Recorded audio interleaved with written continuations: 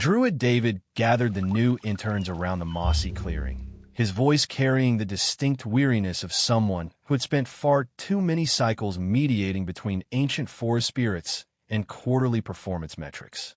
He instructed them to set aside their enchanted lattes and focus, explaining that management, specifically the Great Oak in Sector 7, had mandated a scale-up of the Magic Potion SaaS to 50,000 users by the solstice.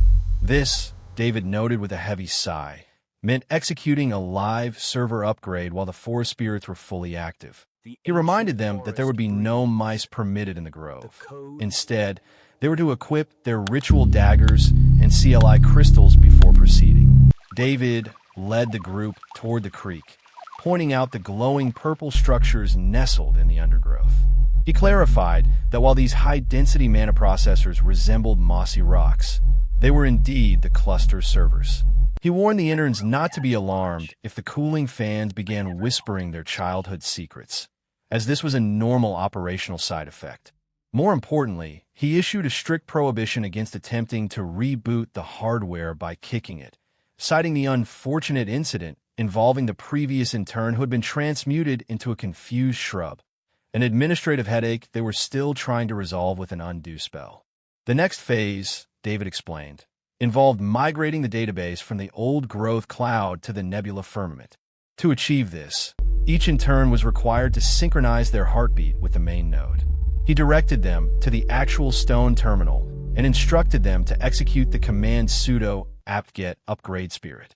Anticipating the inevitable prompt for a blood sacrifice, David preemptively advised them to use the synthetic dragon oil available in the break room, noting that the department was making a concerted effort to remain HR compliant for the current quarter.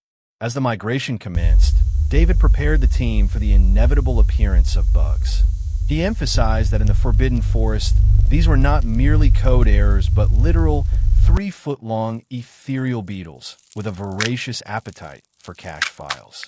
He instructed them that if one of these creatures bit into their Ethernet vines, they were to remain calm and apply the lavender-infused debugger.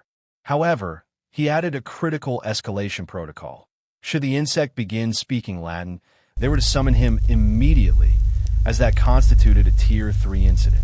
David concluded the briefing by explaining that the upgrade would be complete once the mushroom LEDs shifted to a steady green. At that point, he instructed the interns to log out, leave an offering of high-grade compost at the root admin, and vacate the area before sunset.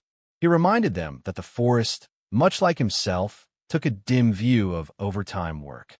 When asked if there were any questions, and receiving only silence, he offered a final, weary piece of advice. They were not to die out there, as he had absolutely no desire to process any more employee transmuted into foliage paperwork. Thank you.